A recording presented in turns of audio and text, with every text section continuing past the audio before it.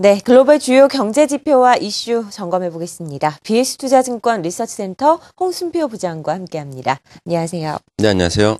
일본은행에서 추가적인 양적 완화를 계속해서 추진하겠다라고 발표를 했는데 그동안 어떤 양적 완화 정책을 추진했었는지 그 성과는 어땠는지 먼저 점검을 해볼까요?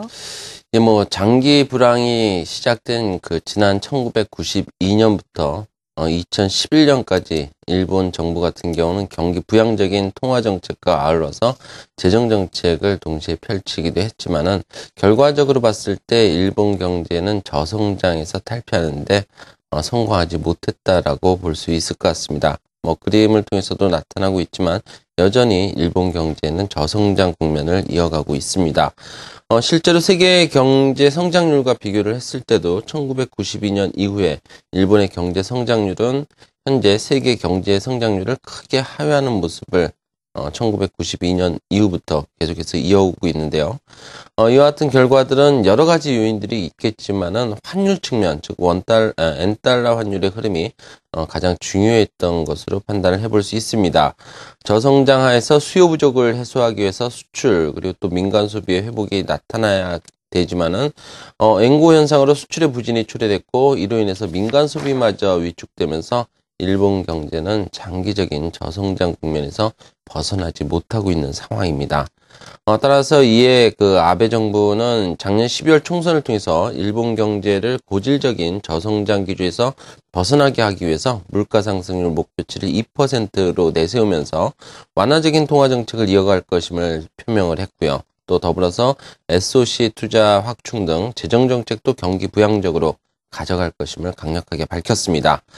이러한 일본 정책에 대한 기대감은 엔화 약세 기조를 유지시켜주면서 적어도 올해 일본 경제에 대해서는 어느 정도 좀 긍정적인 전망을 가능하게 할 것으로 기대가 되고 있고 또 이런 부분들이 최근 일본 증시에도 고스란히 반영되고 있다고 볼 수 있겠는데요. 엔화를 중심으로 해서 일본 경기를 살펴보게 되면은 대략 1991년 이후에 엔화 약세 흐름은 대략 3차례 정도 나타났다라고 볼 수 있습니다.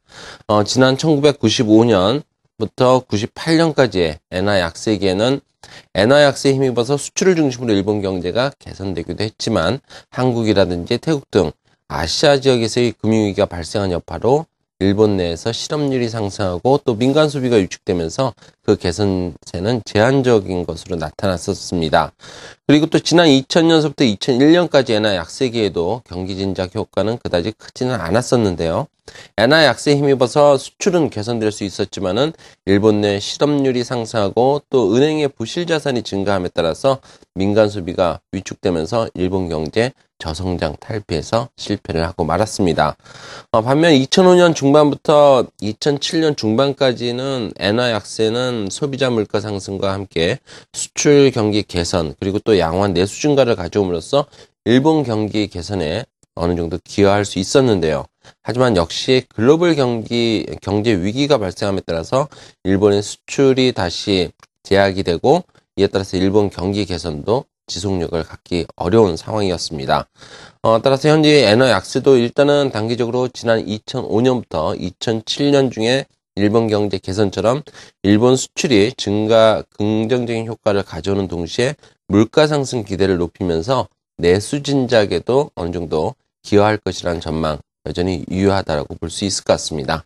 네, 과거 일본의 양적 완화 정책이 어떤 것들이 있었는지 살펴봤습니다. 최근에 이런 엔화 약세 기조가 지속이 된다면 일본 내수에는 좀 좋겠고요. 수출도 좋겠지만 우리나라에는 분명히 부정적인 영향이 있을 것 같습니다. 벌써부터 그런 기류가 나오고 있지요. 예, 조금 전에 주요 신문 헤드라인에도 나왔듯이 자동차 업종 상당히 크게 좀 부진한 양상이 나타나고 있는데요. 일단 일본 내부적으로 봤을 때 엔화 약세에서 촉발되는 물가 상승 기대감은 일본 기업들의 가격이라든지 또 가계 소득 증가를 가져오면서 수출과 더불어서 내수의 확대에도 어느 정도 기여할 것이라는 전망을 아울러서 해볼 수 있습니다. 더욱이 지난 2005년 중반과 달리 현재 일본 금융권의 부실 자산이 상대적으로 좀 낮은 수준에 머물러 있고요. 또 일본 내부적으로 고용 사정 역시 나쁘지 않다는 점, 이런 부분들은 내수 개선을 위해서 일본 그 내부적으로 우호적인 여건이 형성되어 있다는 점이 상대적으로 좀 긍정적인데요. 미국의 재정절벽 문제가 그 올해 1, 4분기 중에 해결이 된다면 안전자산으로서의 가치가 있는 엔화 약세 흐름은 추가적으로 진행될 가능성이 있어 보입니다. 결국 엔화 약세에 따른 그 우리나라 수출 개선, 일본의 수출 개선까지도 어느 정도 예상을 해볼 수 있고, 이런 부분들은 역으로 생각한다면 일본과 수출 경합도가 높은 우리나라 수출 산업에 부정적인 영향을 배제할 수는 없는 부분이라고 볼 수 있습니다. 실제로 일본의 수출 증가율과 우리나라의 수출 증가율 간의 유의적인 관계가 경험적으로 좀 관찰이 되고 있지만 일본 수출 증가율보다 우리나라의 수출 증가율이 비탄력적인 것으로 분석이 되고 있습니다. 다시 말씀드려서 글로벌 경기 개선 시에는 일본의 수출이 우리나라 수출보다 좀 더 개선되는 폭이 더 컸고요. 동시에 일본 수출 산업과 경합도가 높은 우리나라 수출 산업에 상당한 제약이 나타나고 있는 것으로 해석을 해볼 수 있습니다. 특히 일본의 수출이 엔화 약세에 힘입어서 증가한 부분을 고려한다면 엔화 약세는 우리나라 수출에 상대적으로 부진한 그런 좀 부정적인 요인이라고 볼 수도 있습니다.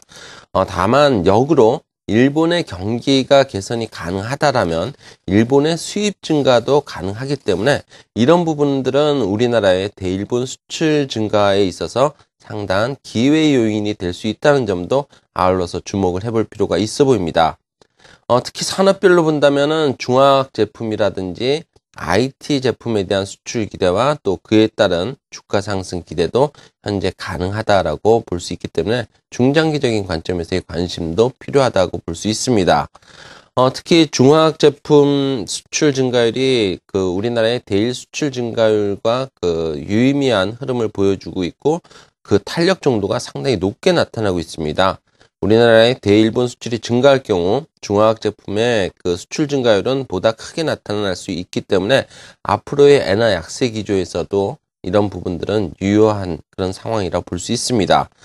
반면 IT 제품의 경우에는 그 설명력이 다소 좀 떨어지기는 하지만 그간의 추이를 고려한다면은 역시 엔화 기존의 엔화 약세 흐름이 지속이 된다는 점을 전제를 한다면 하반기 역시 IT주에 대한 관심은 유지 가능하다라고 말씀드릴 수 있겠습니다. 네, 엔화 약세가 지속될 경우 일본 업체와 경쟁하는 우리나라 수출업체들은 타격을 받겠지만 좀 반대적으로 생각을 해서 일본으로 수출하는 기업들에게는 장점이 될 수도 있다. 엔화 약세에 한국 그리고 일본의 경제 상황까지 미리 전망해보는 시간 가져봤습니다.